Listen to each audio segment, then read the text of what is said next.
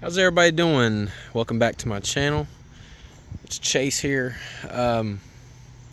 So I got me a couple trees. Here lately I've been getting into, I don't know, like I recently built a house, about a year ago, and I'm like, there's just not enough trees around. I want to, kind of put my own footprint on, my thumbprint on everything, and just, the things that I like, planting the things that I like.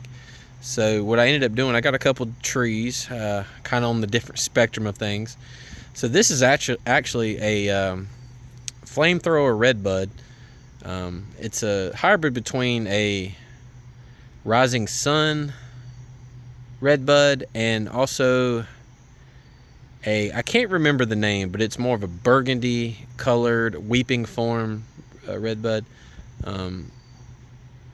It's a hybrid that was actually produced out of North Carolina State, I believe. I'm sorry, I don't recall the gentleman's name who did it, but he did a pretty good job. It's a beautiful tree. Right now, this one, it's still pretty small. When I got it, it was in a 1-gallon container. I've staked it up to about 5'8", something like that, something or another like that. But yeah, it's still really pretty tree. I mean, it hasn't come out with its beautiful like red and green foliage yet. It's September 12th, so it's got a little ways to go before it hits a good growing season. It's got a little damage on it, sun damage. It is, I get the sun rises this way and it kind of goes a little bit past the house, and then around 5 o'clock it's behind that maple tree right there, and so it does get a little shade in the afternoon. It's not in full sun all day long. I think these things do like full sun, but they are native to North Carolina, and when I see them on the road, I always see them at the edge of a tree line, obviously getting a pretty good amount of shade. So we'll see how this thing does right here. I've had it in the ground for maybe like 3 or 4 days now, and I've watered it pretty good. I think I'm gonna take a break from water. I don't want to overwater it. Like I said, I have a little bit of like I said, the sun comes up boop, over there, and most of the sun damage appears to be on this side where it's getting the early to midday sun when it's at its hottest point. So it kind of makes sense that it's getting damaged there. Fall is almost here, so I expect the growing to be. Oh my goodness, what do you want? You're ruining my video, buddy. I see you. Ow, stop, buddy, calm down, goofball. But yeah, it looks good. I mean, good tree. I'm excited to see what it looks like next year when it does its thing. But yeah, real nice tree. And over here, I'm going to show you two. Hello, little there. Not you, buddy. That's my sweet daughter. But over here, I got a Japanese maple.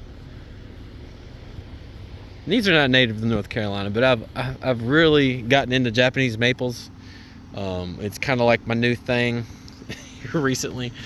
I've always got a new thing, but this right here is a Sangu kaku coral bark Japanese maple. Sangu kaku, I believe, means coral tower, which is kind of ironic because I grow coral too. I'm into growing stuff, clearly. This tree is it's about 3 foot tall. In the spring and summer, it has like green foliage, bright green. Right now, I definitely wouldn't call it bright green, but like I said, it's almost fall, so it's kind of running its course. I expect it. It has yellow leaves, bright yellow leaves, in the fall, right before the foliage drops. One of the big draws for this tree is the winter interest, and it's because of the bright red bark.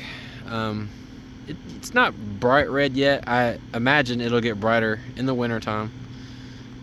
Yeah, real beautiful tree. I believe it'll get 20-25 feet max. I mean, it'll probably be closer to like 15, 20, maybe about the same wide. But it's a real pretty tree, and it's doing pretty good. I got it in the ground. It's been in the ground for about the same amount of time. Yeah, I just want to make this video so like I can kind of honestly just keep track of it, you know, and look back at my channel 2 or 3 years and be like, well, this is what kind of growth I got on this. You know, I really enjoyed doing that. And sometimes, like, when you look at the tree every day, like, you know, all you guys, I'm sure y'all do the same thing with your plants and your trees. You look at them every day and you don't even realize that they're growing, but you can always come back at these times and these moments and you just look back and see what you got. But yeah, real beautiful tree. I love it.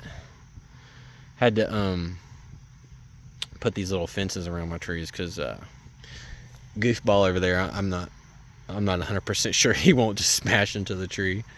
I want to show y'all another tree that I've always kind of overlooked, but and this is my father-in-law. He planted this tree, but it's a beautiful tree. It's a crabapple tree, and it has these beautiful, like when you get close, you see these beautiful apples. And over the years, it's been somewhat neglected because it's just kind of a lot to come out here and pick all of these things off. So what has happened with this tree is it's kind of taken on a weeping form. This is not really typically how they grow, but I've actually grown really fond of the way that it's grown, because it's just different, you know. It's almost like a weeping crabapple tree, you know. Like, and here's a better look at it. It's kind of weeped over, and I am going to pick all these off, and I will try to use them, maybe make some sort of jam or something. But it almost kind of has a bonsai tree look to it. It's kind of got like a weeping, like a sweeping form with the trunk. I mean, that's really cool. I'm going to take another video in the spring, I'm sure, and you'll see all the beautiful like white blooms on it. It's a gorgeous tree in the early spring.